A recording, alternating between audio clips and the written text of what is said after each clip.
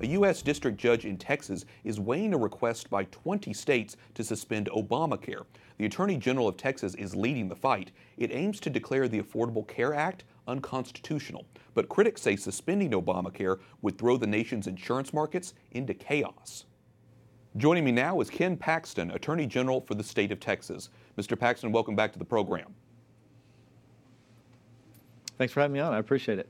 You argue that Obamacare was rendered unconstitutional after Congress repealed the individual mandate. What are the problems with Obamacare in your view, and what would you like to see in its place?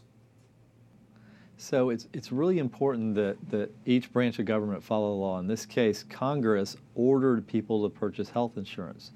And what the Supreme Court initially said is you can't order anybody to do anything. You can't order them to participate in commerce, whether it's buy a house, buy a car, buy insurance. However, Justice Roberts had a caveat. He said because there's a penalty associated with not buying the insurance, that's a tax, and therefore under the taxing power of Congress, they could put this all together and say the individual mandate stood.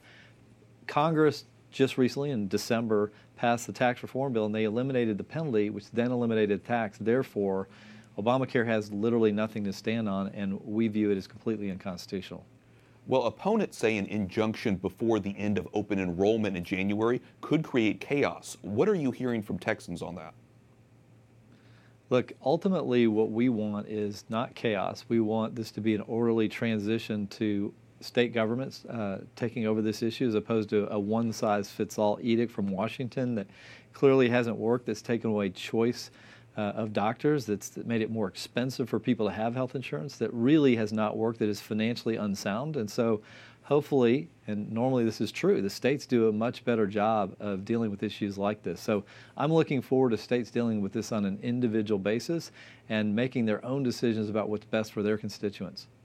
Democrats say this lawsuit seeks to take away protections from people with pre-existing conditions. What's your response to that? My response is Obamacare has failed. It's as I said, it has ruined the healthcare market, has made it harder for people to get health insurance they can afford.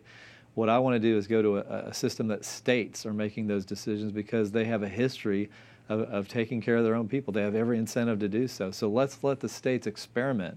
And then ultimately what we're going to get is a lot of states doing a lot of different things. And ultimately I think we'll get states providing different opportunities, and the best ones are the ones that other states are going to adopt. Okay, I want to switch gears because before we let you go, last week a federal judge in Texas again blocked the state from requiring abortion clinics to bury or cremate baby body parts. What's your position on that issue, and what do you think are the next steps in this fight? This was an act that was duly enacted by our Texas legislature, signed by our governor.